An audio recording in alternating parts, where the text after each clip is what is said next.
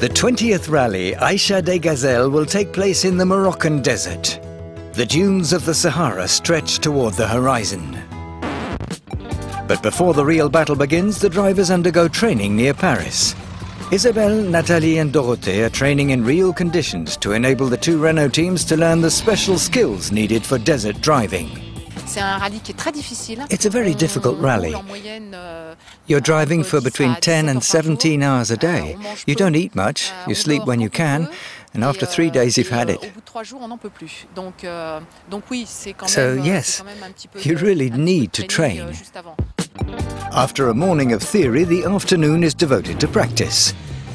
With exercises in overcoming various obstacles and driving in the sand, this training is the ideal preparation for the Gazelles. Mentally, you have to prepare yourself for the fact that a rally means stress and excitement, but also euphoria. You have to know how to control your emotions so as to be on top form and get the most out of the vehicle's performance. Over several hours, they get to grips with the new Dacia Duster. Ready to take on the rally's physical and technical challenges, it's been specially designed for the occasion. It's a standard production car with a few modifications to help it cope with the Moroccan desert. We've strengthened the engine protector, which is 7 millimeters thicker. We've changed the tires for reinforced ones, which raise the car by 20 millimeters. We've also added a roll bar inside the car to protect the drivers in case it flips over, and the rear exhaust has been modified so it doesn't get ripped when the going gets tough. Pascal, the driving instructor, punctuates the day with his wise advice, communicating with the teams via walkie-talkie. Come on, Nathalie, you need to accelerate there, pick up speed. But he can do nothing about the risks posed by the terrain. A wrong maneuver has left Dorothée and Nathalie stuck in the sand. Time to get out the shovels. This is what we call tanking. That means we've bottomed out and there's only one solution: dig. Let's go.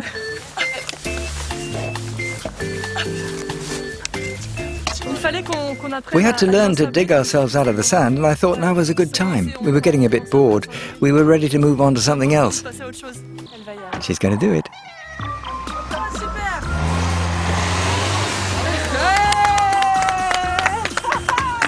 The day reaches its end with the final few laps on a training course that has taught the drivers a great deal. What I've learned on the course is that reflexes you have are not always the right ones. You want to brake, but in the sand you must not brake. On the contrary, you have to step on the gas to get the car back on track. When you want to go left and the car's going right, you tend to turn the wheel to the left when you should turn it to the right.